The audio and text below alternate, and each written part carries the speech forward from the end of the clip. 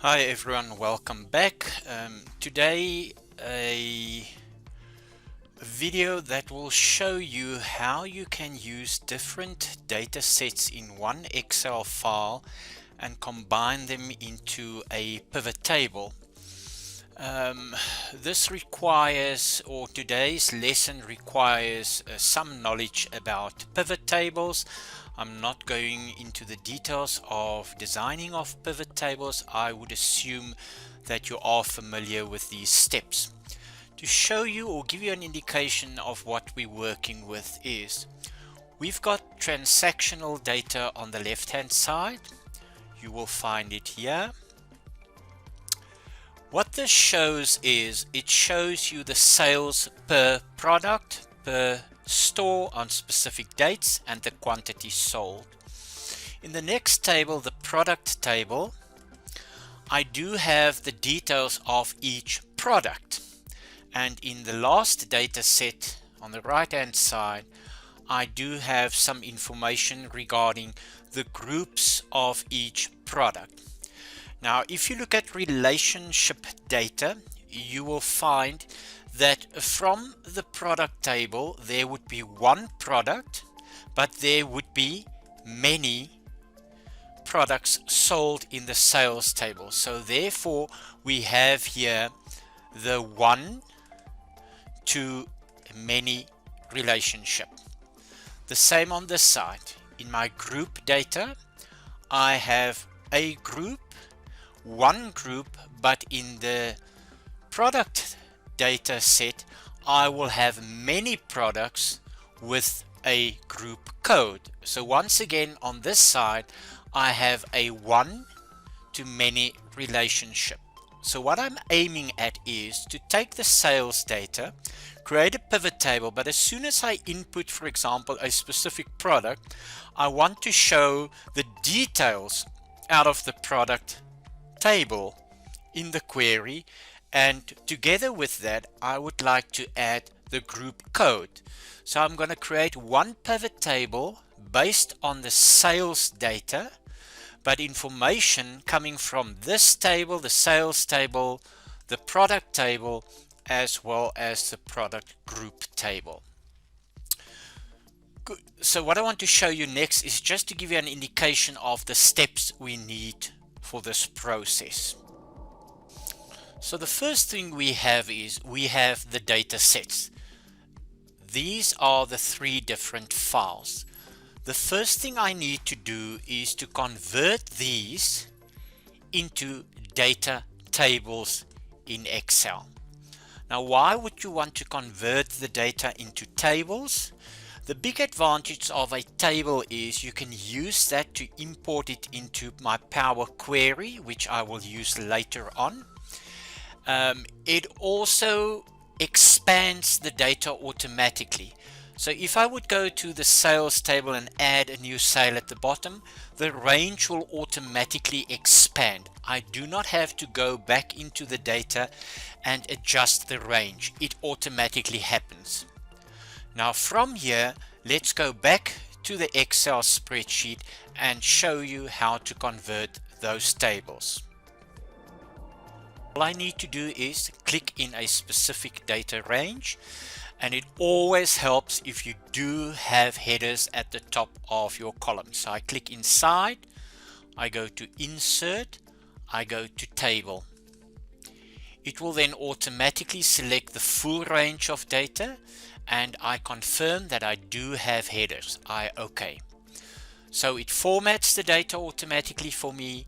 It inserts filter buttons at the top. If I now click inside the table, I will see that I do find a table design menu at the top. It is now also good practice to give this table a specific name.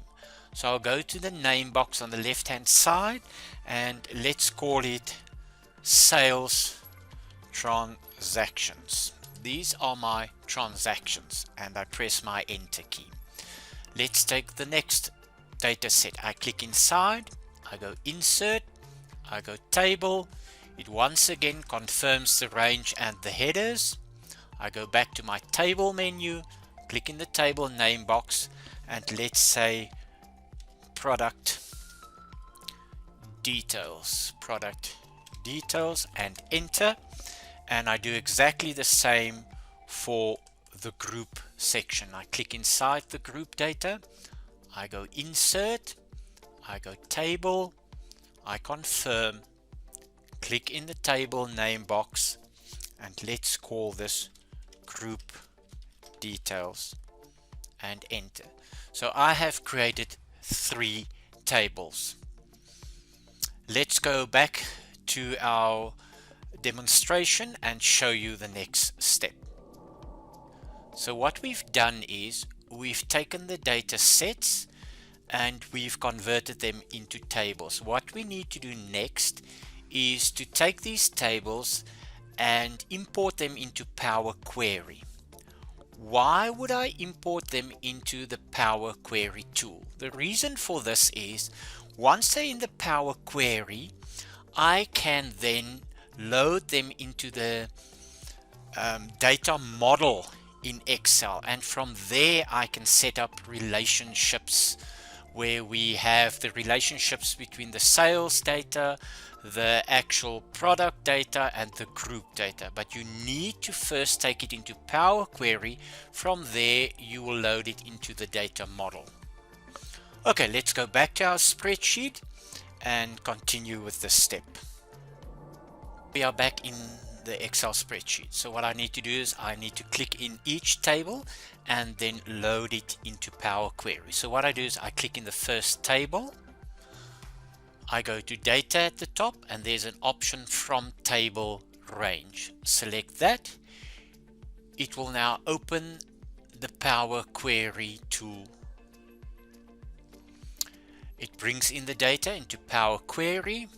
It also on the right hand side picks up the name of the table, which is good, so it's always easy to recognize the data. And all I need to do now is go to close and load, select the close and load to button, and I'm only going to create a link. I don't want to put the data directly back into Excel as a table. I just want to create a link to the data, but I also want to add it to the data model.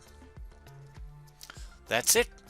I click inside the next table, I go back to data, I go back to from table range, opens the Power Query tool, I confirm the name on the right hand side, I go close and load. Once again, I only create a connection but also add it to the data model. I do exactly the same for the last table. Click inside, go to data, from table or range. Once again, confirm the name on the right hand side. On the left hand side, I close and load to. Don't select the top one. That will automatically put the data back into a new spreadsheet. Remember, I only want to create a link and put the data in the model. So I'll select the second one, close and load to. Once again, only a connection, and add it to the data model. Great. So now I've converted these data tables into Power Query, and I've put all of the information into the data table or the data model in Excel. Let's go back and see our progress. Okay, so we've created the data tables. We have imported them into Power Query. At the same time, we also added them to the data model.